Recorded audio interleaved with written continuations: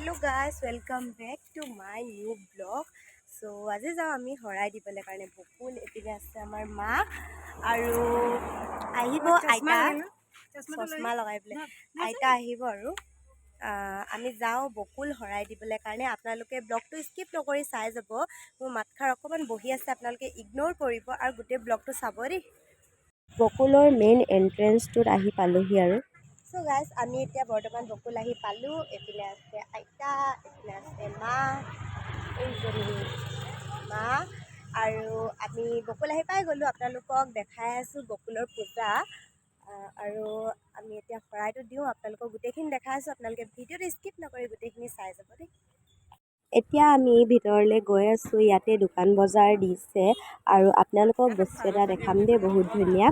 চাব, এইটো চোৱক জুবিনদাৰ ফটো। এই মূৰৰ পৰা সেই মূৰলৈকে গোটেই জুবিনদাৰ ফটো লগাই থৈছোঁ, কৈছোঁ নহয়। আৰু ইমান ধুনীয়া ধুনীয়া ফটোকেইটা লগাই থৈছে একদম। তাৰপৰা একেবাৰে ভিতৰতো য'ত মানে মূৰ্তিটো আছে তাতো জুবিনদাৰ ফটো লগাই থৈছে। এইবাৰ বহুত ধুনীয়াকৈ পেণ্ডেল বনাইছে আৰু আপোনালোকক অকণমান দেখাই দিছোঁ চব কিমান ধুনীয়াকৈ বনাইছে। আৰু আগপিনে গণেশৰ মূৰ্তি এটাও থৈছে আৰু ছাইডতে জুবিনদাৰ ফটো কপি থৈছে আৰু ধুনীয়াকৈ ডাঙৰ ফটো বনাই কিনে তাত চাকি বাতি দিছে। এইটো চব গণেশৰ ফটো থৈছে, মানে মূৰ্তি আৰু গণেশৰ মূৰ্তি। আৰু পেণ্ডেলটো খুব ধুনীয়া বনাইছে এইবাৰ, নহ'লে মানে পেণ্ডেল নৰ্মেল থৈ এইবাৰ কিন্তু ধুনীয়াকৈ বনাইছে আৰু। এতিয়া ভিতৰলৈ সোমাই যাব লাগিব, ভৰি হাতটো ধুই লওঁ অকণমান, তাৰপিছত ভিতৰলৈ সোমাই কিনে আপোনালোকক গোটেইখিনি দেখাই আছোঁ দেই। এতিয়া চাওকচোন, এইটো হ'ল দুৰ্গা মাৰ মূৰ্তিটো মেইন, মানে পূজা কৰে যে। চাকি বাতি বাহিৰতো মানে এডোখৰ লগাব দিছে আৰু চাকি বাতি আমি ইয়াতো লগাব পাৰি, অকণমান ভিতৰতো লগাব পাৰি। মোৰ মাতটো একদম বহি আছে, আপোনালোকে একদম পূৰা ইগন'ৰ কৰি দিব। মোৰ মাতটো একদম গাটো অকণমান বেয়া আৰু।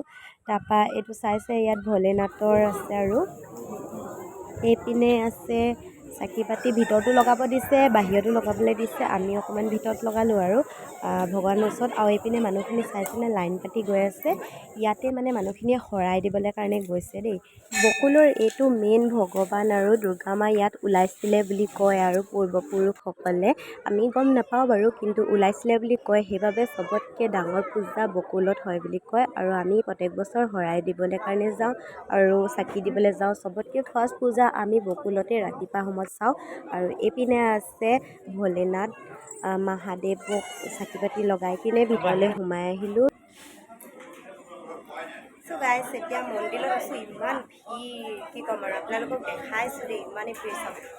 গোটেইবোৰ মানুহ আহিছে আৰু এইপিনে চাইছে। এইপিনে মহাদেৱ আছে, মহাদেৱৰ পূজা কৰিবলৈ পাৰি। আৰু এইপিনে আমাৰ দুৰ্গা মা মানে মেইন মন্দিৰটো আছে আৰু পূজা কৰিলে ইমানেই ভাল লাগে, মই মুখেৰে ক'বলৈ নোৱাৰোঁ, মানে বহুত ভাল লাগে। সেইটো কাৰণে আমি প্ৰত্যেক বছৰে আহোঁ। আপোনালোকক গোটেইবোৰ দেখাই দিছোঁ আৰু কি কি ভগৱান আছে মই গোটেইখিনি দেখাই দিলোঁ। ইয়াতে দুৰ্গা মা আছে, পিছপিনে আছে ভোলেনাথ আৰু মেইন মূৰ্তিটো আৰু ভিতৰত আগপিনে থোৱা হৈছে। তাৰপিছত গণেশৰ ভগৱানৰ মূৰ্তিও থোৱা হৈছে আৰু জুবিনদাৰ ফটোও থোৱা হৈছে, মানে এভৰিথিং বস্তু গোটেইখিনি বস্তু থোৱা হৈছে। আৰু মানুহখিনিয়ে বহুত মানুহ, সেইবাবে ভিতৰতো চাকি দিব দিছে আৰু বাহিৰতো চাকি দিবলৈ দিছে।